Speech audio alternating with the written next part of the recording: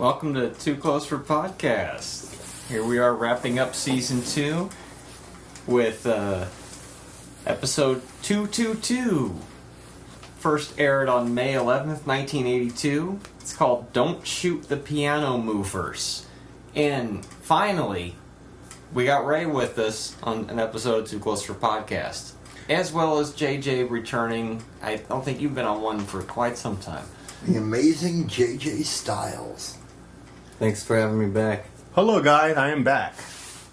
So this time we begin with Muriel waking Henry up to tell him it's time to have the baby.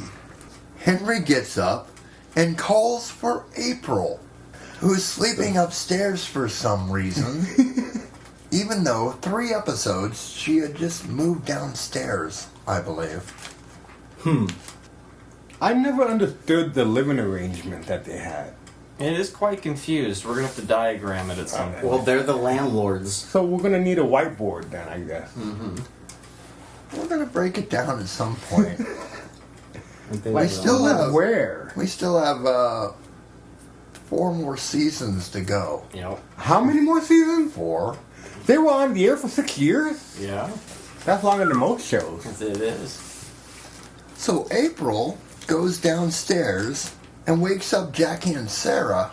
They all run out and get in the car, and then everyone comes back and we find out it was just a dry run, a practice run. Haha. April Fools. Scheduled for 2:30 in the morning. I didn't really catch the time on the clock. And then everyone goes back to bed because you woke us up at 2:30 in the morning. Let's go back to bed. So the next morning, Jackie is telling her mother about a maternity dress that she found at Balabins. Balabins, where Jackie is apparently now working at. Monroe is there to eat breakfast for some reason, because he's always there to eat breakfast and annoy Henry. That's really his role. April runs in, very excited, and tells everyone that her dad is sending a baby grand piano that her mother used to play, I think. I think that's what she said. And he's going to pay for everything. Henry's not very thrilled about this, obviously, bringing a piano into our home. What about the table? They're going to move the... No. They're going to move the table into April's room. And we need dinner in April's room. makes perfect Henry's sense. having none of it.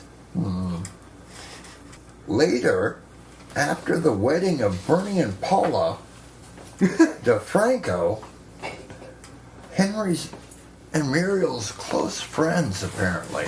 Who we've never seen before or will never see again. Oh, it's Henry's old friend, and he's getting married after, I don't know. You have to watch the episode. I don't want to spoil it. 22 years of... Bernie and Paula come over to have drinks before they leave for the airport. Of course they're going to have drinks. They're going to go on a plane.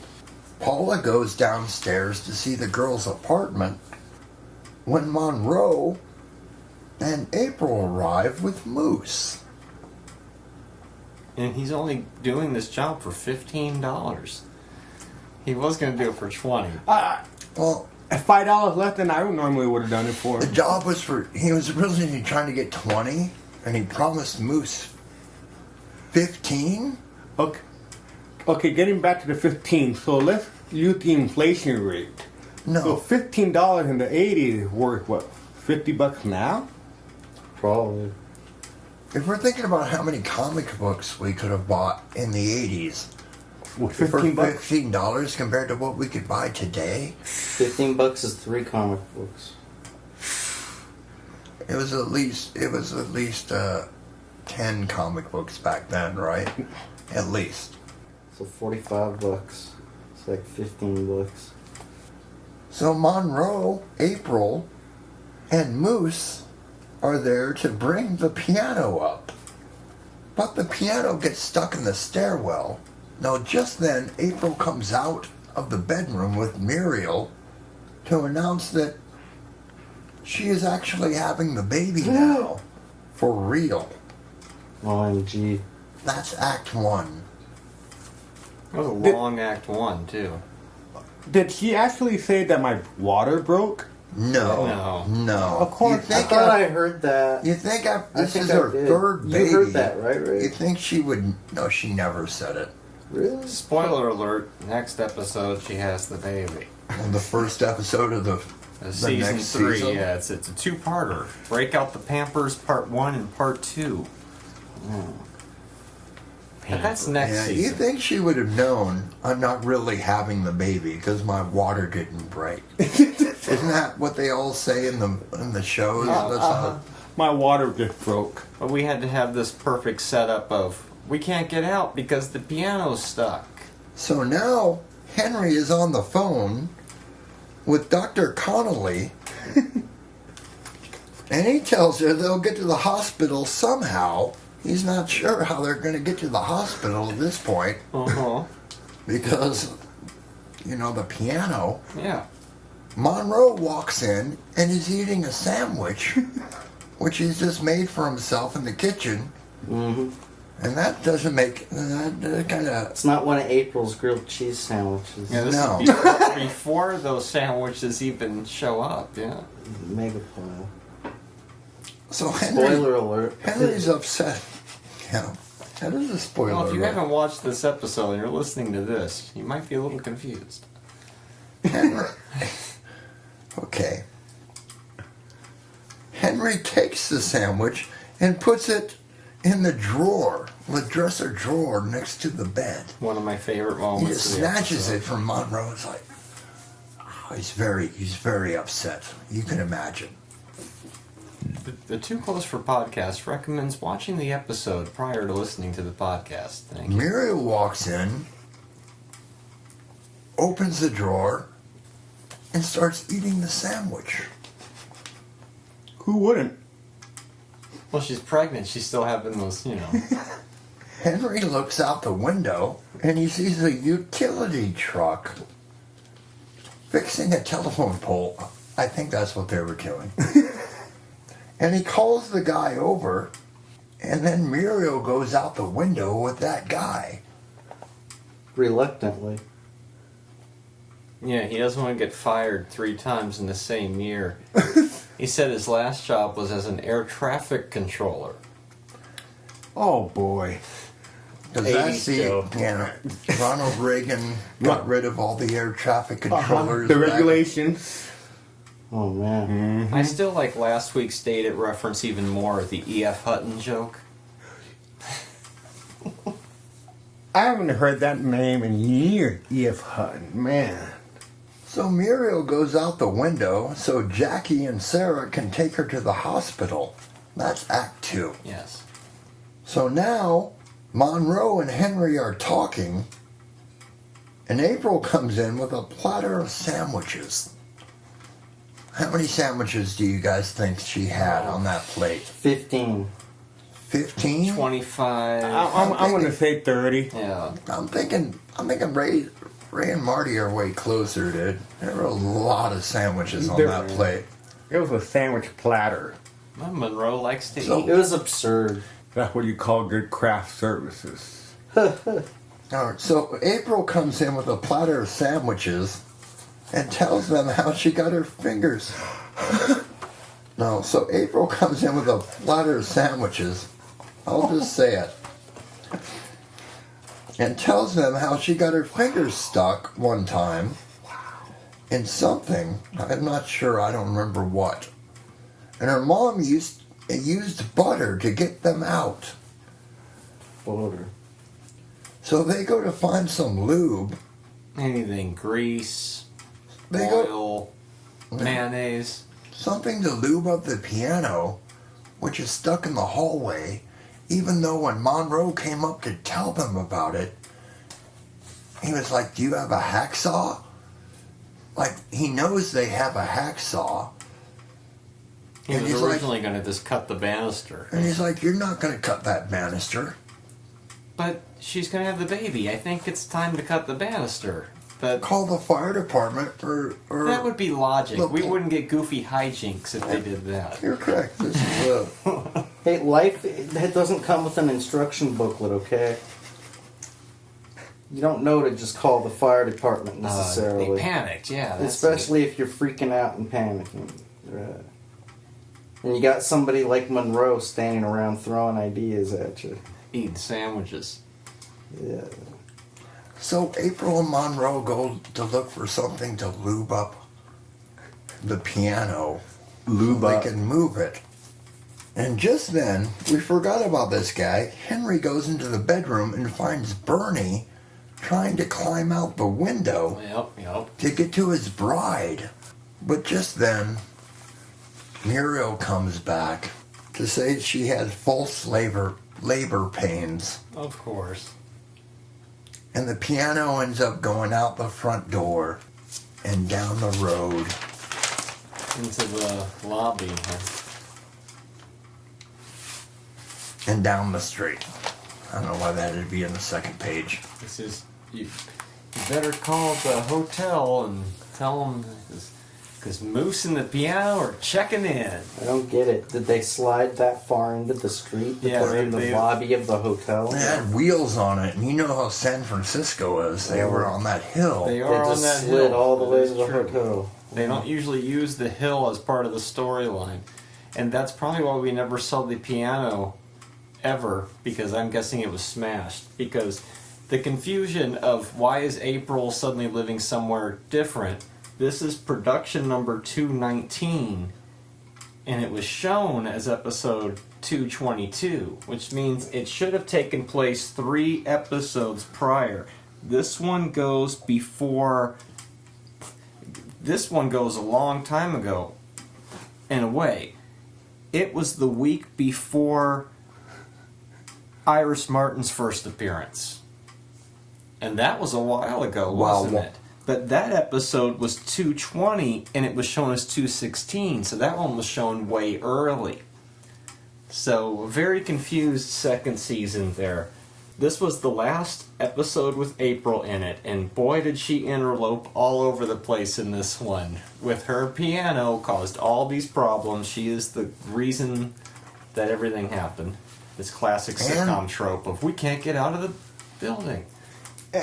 And subconsciously, I think I saw this episode. Oh, I'm sure you did, sir. If you had a TV in the 80s, you saw this. And maybe I could thought about, yeah, sticks of butter will do the trick. Because you called the butter, when we were reviewing the That episode, was you called far out. butter way back in Act 1. When you said spoiler alert, I was He like, called it- really? Spoiler alert! Really? It's like Star Did he Wars and really Batman call and it? Superman. We had plenty of guest stars this week. The one and only appearance of Moose, as well as Benny and Paula DeFranco. And there was the Workman also, right? Was that somebody else? What am I referring to here? The Workman. Oh, the Workman was Moose, but in the end credits he's credited as the Workman. So we're talking about the mover. Yeah, the really tall guy. The real basketball Ted Knight talking about, right? Well, they probably didn't update the credits. They probably used what was in the script. Exactly. A common occurrence. Probably came up with Moose on set. They're like, let's call this guy Moose. We gotta call him something. You're onto something there. Well, let's do those Cosmic Cow totals. Cosmic Cow appearance. We saw the drawing board. So that was about as much as Cosmic Cow. Henry's sweaters. He was wearing the West Point sweater this week. Monroe was definitely wearing stripes. No argument there. Those were definitely stripes. Objects out the window. That was part of the plot. There was a crane out the window. Literally, The biggest thing since the Muriel. giraffe episode. Muriel went out the window, and Henry did, is yeah. standing on the ledge, Objects out the window, Muriel. Yeah, and that's almost Henry. Getting back to Monroe. fearlessly out. Getting back to Monroe wearing a striped shirt. So he was pre-grunge. I guess so. He tends to wear striped shirts of some sort in almost every episode. So Just he- like Henry's always wearing a different college sweater. So it's like a Big Bang Theory kind of thing. Pretty much, you know. They got to have that outfit for the character. I can see that. Once, And, oh, and April was wearing her poncho. oh yes.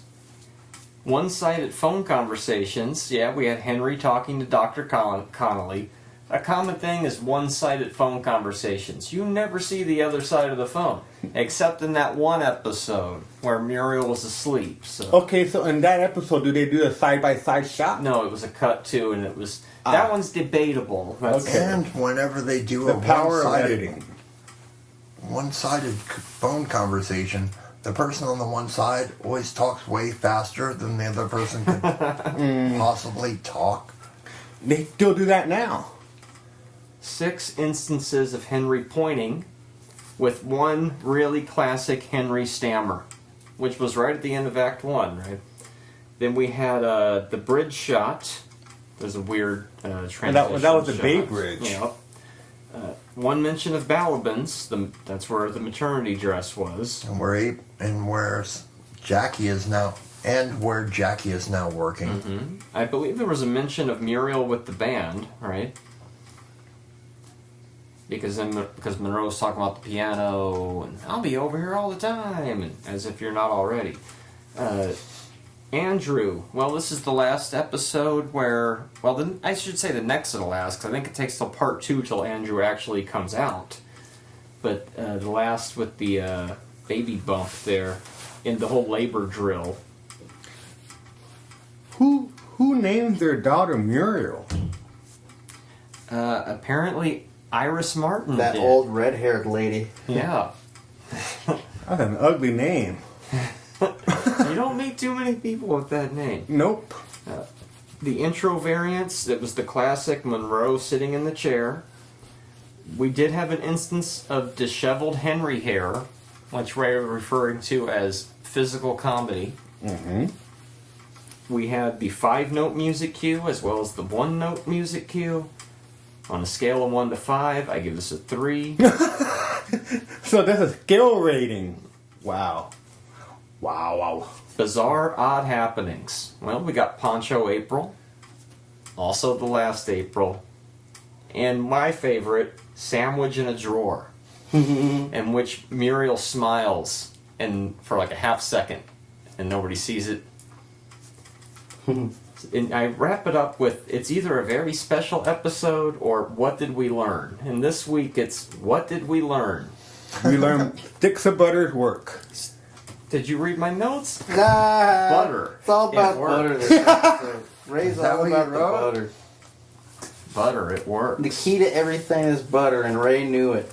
We'll be the whole back next time. week with the season 2 wrap up, where we do all the totals of like how many episodes April was in, how many different sweaters, etc., etc. How many For all you number freaks. points?